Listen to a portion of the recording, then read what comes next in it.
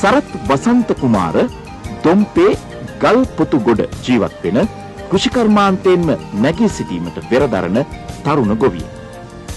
පාරම්පරික ගොවිතැනින් ඔහු ඉවත් වෙලා තියෙන්නේ හිඟුරල වගාවෙන් හොඳ ආදායමක් ලබා ගැනීමේ අදිටනින් යුතුවයි.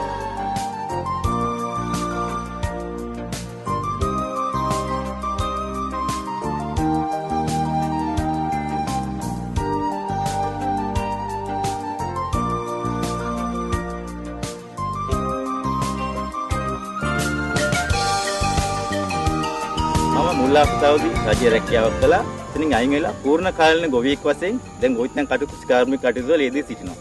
මුල් අවස්ථාවේදී අපි කළේ එළවලු ගොවිතැන. නමුත් යම් ප්‍රශ්න හමුවේ එළවලු ගොවිතැනට අපිට යම් බාධක අභියෝග රාශියක් ආවා. නමුත් ඒවා ජය ගන්න බැරි දේවල් නෙමෙයි. නමුත් මම කල්පනා කළා ඊට වශයෙන් වාණිජ්‍ය මට්ටමට පිවිසෙන්න මේ වැල්වල වගාව. මගේ දැන් විශාල වැල්වල වගාවක් තියෙනවා. වැල්වල වගාව හොඳයි කියලා. ඉතින් ඒ තුලින් තමයි මම කරේ කාමාරක් විතර වෙන මේ වැල්වල වගාව පටන් ගත්තේ.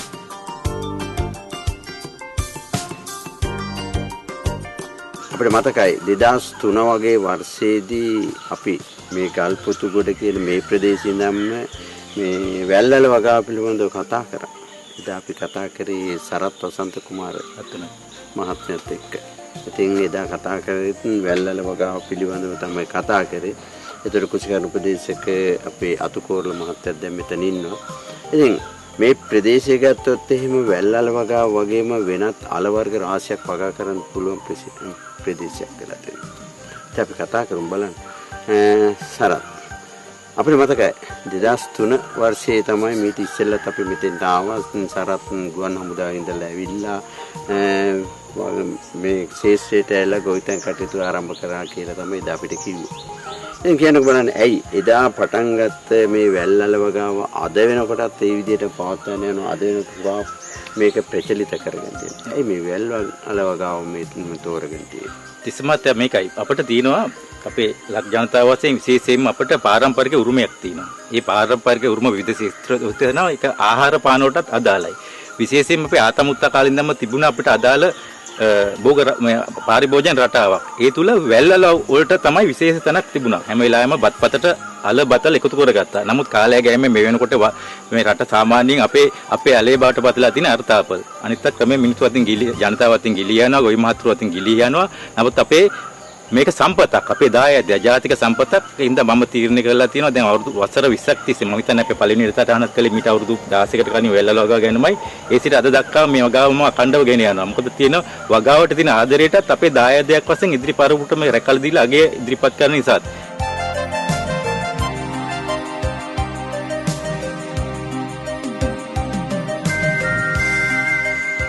ඒක අතුකෝරළ මහත්තයා.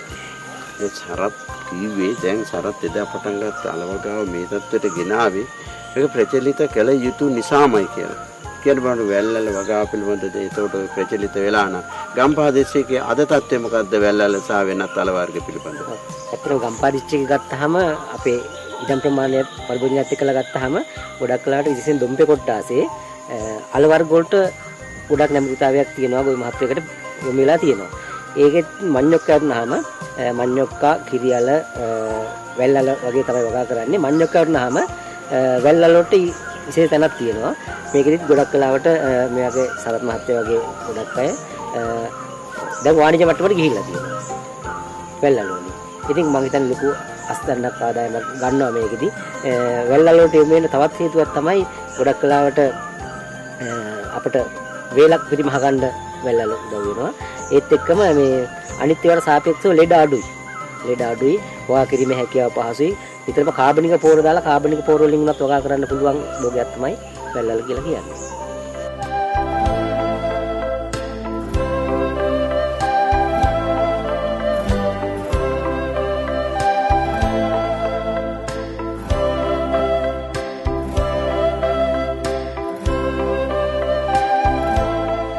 සරත් මහත්තයා දැන් කුෂිකර්ණ ප්‍රදේශයේ මහත්තයා කියනවා සරත් මහත්තයා වාණිජ්‍ය මට්ටමටම ගිහිල්ලා කියලා. පැත්තද මේ කතා. වාණිජ මට්ටමට ගිහිල්ලාද? එනේ වාණිජ මට්ටමට ගිහිල්ලා නේ ඒ තත්ත්වයට ආයේ කොහොමද? ඔව් අත වශයෙන්ම වාණිජ මට්ටමට ගිහිලා තියෙන්නේ. මොකද අපි බුලෙස්ෙන් අපි යපුම් භෝගයක් විදිහට වගා කළා. ඊට පස්සේ වෙළඳ පොලේ විශාල ඉල්ලුමක් තියෙනවා. ඊට පස්සේ අපිට තියෙන භූමියේ ප්‍රමාණවත් භූමියකුත් තියෙනවා. ආසාවකුත් තියෙනවා. උවමනාවකුත් තියෙන නිසා අපි වාණිජ මට්ටමට ගියා. කොච්චර වාණිජ මට්ටමට ගියත් වෙළඳ පොලේ වටිනා ඉල්ලුම අඩු වෙලා නැහැ. ඒ නිසා ඕතරම මම අනිත් ආරාධනා කරලා තියෙන්නේ වැල්වල වගාවට යොමු වෙන්න කියලා.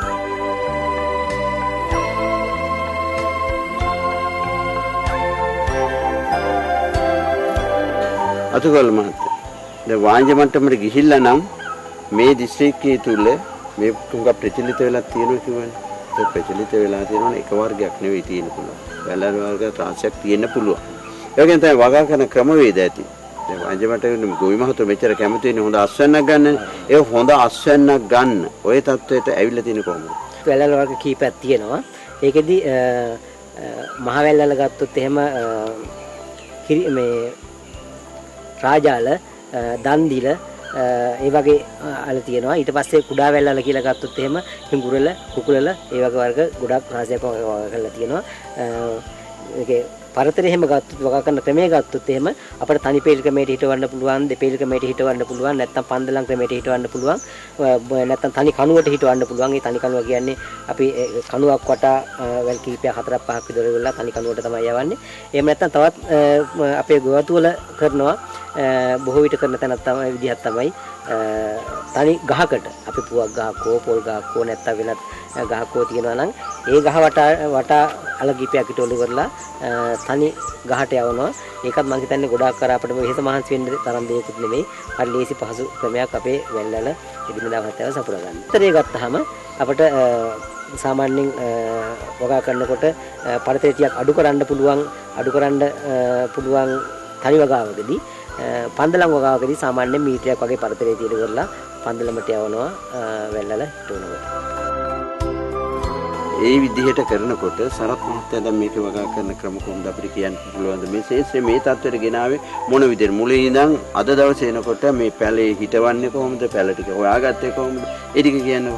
ඔව් අපි හුඟක් වෙලාවට වගාවට භාවිත කරන අපේම අත්දැකීම් සහ අවබෝධය පළපුරුද්ද. ඉතින්දිත් හුඟක් වෙලාවට මේ දේශීය අලවගාවේදී වටින්නේ තනි පෙළ ක්‍රමය. ඉතින් බලා ගන්න පුළුවන් තනි පෙළ ක්‍රමයට කළාම හුඟක් වෙලාවට විශේෂයෙන් වගා බිම ඇද වැටෙන්නේ නැහැ. ඒත් හොඳ සූර්යාලෝකයක් ලැබෙනවා. හොඳ ඉඩකඩ ප්‍රමාණයක් ලබා දෙන්න පුළුවන්. ඒ නිසා වැඩි අස්වැන්නක් ගන්න පුළුවන්. සාමාන්‍යයෙන් අපි හැමදාම කුංගත් ගන්නෙ නැහැ. අපේ වගායෙම ඉදිරි කාණ්ඩය සඳහා දේශීය බීජාල රඳව ගන්නවා. දැන් බීජාල රඳව ගන්නවා කියලා සරත් කිව්වද? ඔව්. දැන් බීජාල රඳව ගත්තාට බීජ ඒ විදිහටම ගෙනලා ශේෂ්ත්‍ර සිටවන්නේ. එහෙම නැත්නම් මේක තවානකවත් දාලා තවාණෙන් හදලා ගන්නවද? කොයි විදිහටද කරන්නේ? ඔව් මේක අපිට ආකාර දෙකකට කර හැකියි. එකක් කෙලීම ඍජුවම ශේෂ්ත්‍රයේ හිටවන ක්‍රම හිටුණා බහුලීකරණයම ඊට අමතරව තවන වැලිතවන් ක්‍රම කියලා තියෙනවා. වැලිතවන් හදලා අපිට බීජ පැල හදාන්නේ. කෙලි මාළේදී බීජ හිටවන්නේ මෙතනදී ප්‍රරෝහණය වෙච්ච බීජ පැලයක් තමයි හිටවන්නේ. එතෙන්දී වාසියක් තියෙනවා. මොකද වැලිතවන්නේ දාලා ගත්තු පැලයක් අරිට වැඩිය මාසයක් ඉක්මන්. ඉඳා ඉක්මනින් වෙලක් හැදෙනවා.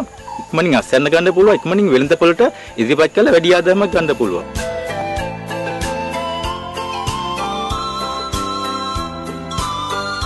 අතුගල මහත්තයා දැන් මේ අපි කතා කරේ මෙච්චර වැල්වල ගැනනේ.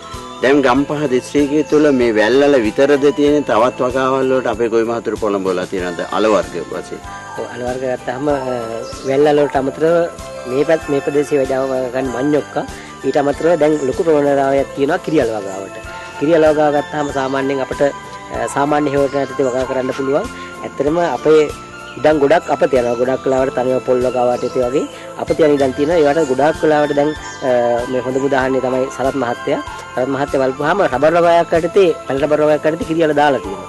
එතකොට මේ කිරියල වගාව ගත්තාම අපිට සාමාන්‍ය මං ඉස්සෙල්ලා කොහේ වෙනකට වගා කරන්න පුළුවන් කියලා කරලා අනිත් එක ඒ වගේ යොමු වෙලා තියෙනවා. අද කිරියල වලට ලොකු ඉල්ලුමක් තියෙනවා. මම හිතන්නේ පහුගිය දවස් ටිකේ රුපියල් 300ට කිරියල ගියා කිලෝ එක. කොයි මහතුරු ඒ හින්දාම නැඹුරු වෙලා තියෙනවා කිරියල වගාවල් වලට කිරියල ආමඤ්ඤොක් වලට. සරත් මහත්තයා දැන් මම මෙහෙම ඇහුවා. දැන් වාණිජ මට්ටමකට ඇවිල්ලා තියෙනවා කිව්වා. කුෂිකානු ප්‍රදේශක මහත්තයා කිව්වා මේ පැත්තේ ගොවි මහතුරුන් හොඳ ආදායම් මාර්ගයක් කියලා.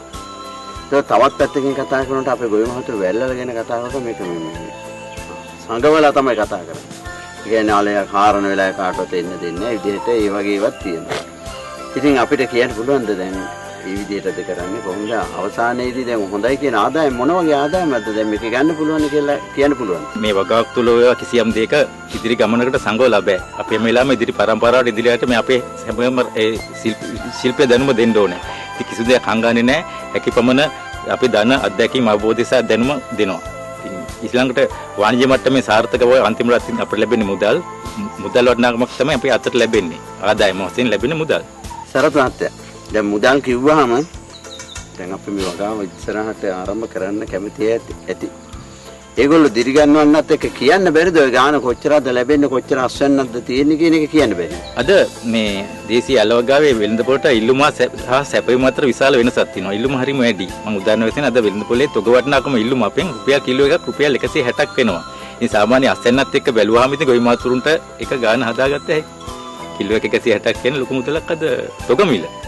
ඉතින් යෝසේ තමුගේ ආදායම වැඩි නම් ඊට සාපේක්ෂව අනුපාතයට ඉතින් අස්වැන්නත් වැඩි. අස්වැන්න අඩු වැඩි කන් තියෙන්න පුළුවන්. මේ ආදායමත් ඒ විදිහට වෙනස් වෙනවා. දැන් සරත් කිව්වේ කිලෝ එකක් විකුණන්නේ වෙළඳපොළට ගිහිලා රුපියල් 160කට කියලා. ඉතින් අක්කරයක තියෙන ගාන අපි දැනගත්තොත් අපිට වගා කරන කැමති අයත් අපිට පොළඹවන්න පුළුවන්. ඉතින් කියන්න පුළුවන් දැන් වැලකින් එහෙමනම් කිලෝ කීයක අස්වැන්නක් ගන්න පුළුවන්ද අක්කරයක් තුල වැල් කීයක් හිටවන්න පුළුවන්. සාමාන්‍යයෙන් අපි එක වැලකින් කියලා ගත්තොත් එහෙම වැලකට කිලෝ 4ක් හෝ 5ක් අපි 5ක් කියලා ගත්තොත් සාමාන්‍යයෙන් දැන් සරත් මාත් එක්ක රුපියල් 160යි කියලා කිලෝ එක.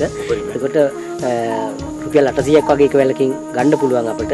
සාමාන්‍යයෙන් රුපියල් 50ක් වගේ 40ක් 50ක් වගේ තමයි අපිට එක වලක් හදා ගන්න යන වැලක් නඩත්තු කරන්න. ඉතින් හිතා ගන්න පුළුවන් අපිට කොයි ආදායමක්ද කියලා. සාමාන්‍යයෙන් අක්කරයකට ওই පෙළ 4000ක් හිටෙව්වොත් ඒ අනුව අපේ ලොකු අස්වැන්නක් මම හිතන්නේ ලක්ෂ 3-4කට වගේ යන්න පුළුවන් ආදායමක් හැටියට වාණිජ්‍ය මට්ටමේ වැල්වල වගාවකට ගිහින්.